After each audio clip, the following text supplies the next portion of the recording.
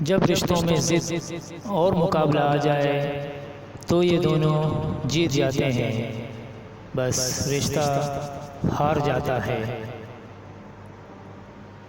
عورت اور سمندر میں زیادہ فرق نہیں ہوتا، دونوں ہی اشتعال میں آ جائے تو بیڑا غرق کر دیتے ہیں۔ رشتوں کو سنبھالتے سنبھالتے تھکاوٹ سی ہونے لگی ہے، روز کوئی نہ کوئی ناراض ہو جاتا ہے۔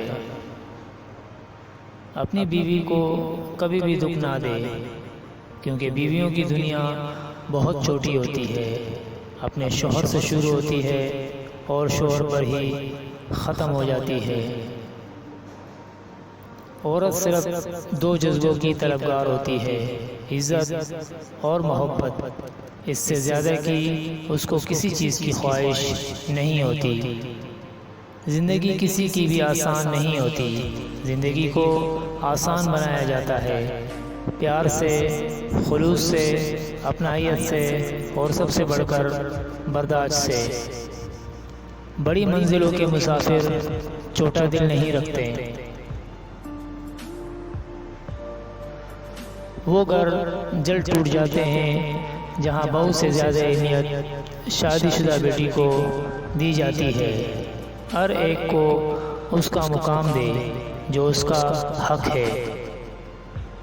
کچھ لوگوں کے ساتھ گزرا ہوا وقت ہم چاہ کر بھی بلا نہیں سکتے۔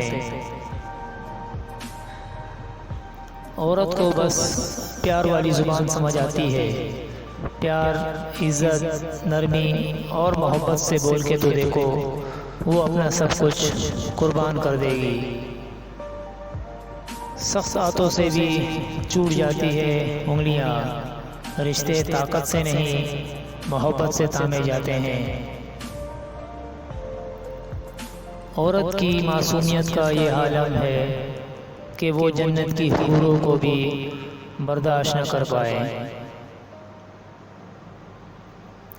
ہر بیوی اپنے شوہر کے لیے ملکہ تو نہیں ہوتی، لیکن ہر بیٹی اپنے ماں باپ کے لیے شہزادی ضرور ہوتی ہے۔ عورت کے جسم سے نکل کر عورت کے ہاتھوں میں پل کر عورت کی جوانی کا کر جب طاقتور بن جاتے ہو، عورت ہی آپ کو کم عقل، کمزور اور جاہل نظر آتی ہے۔ بیٹے کو اتنا پڑھاؤ کہ جہیز مانگنے کی ضرورت نہ پڑے، اور بیٹی کو اتنا پڑھاؤ کہ جہیز دینے کی ضرورت نہ پڑے۔ عورت یا تو خاوند کے پاس محفوظ ہوتی ہے یا پھر قبر میں۔ ہر رشتے کو تین چیزیں جوڑتی ہے، عزت، اعتبار اور پیار۔ ان میں سے اگر ایک نہ رہے تو باقی دو خود ہی ختم ہو جاتی ہے۔ میاں بیوی کا رشتہ مقابلے کا نہیں، محبت کا رشتہ ہے۔ اگر یہ دونوں آپس میں مقابلہ کرنے لگے تو دنیا کا مقابلہ خاک کر پائیں گے۔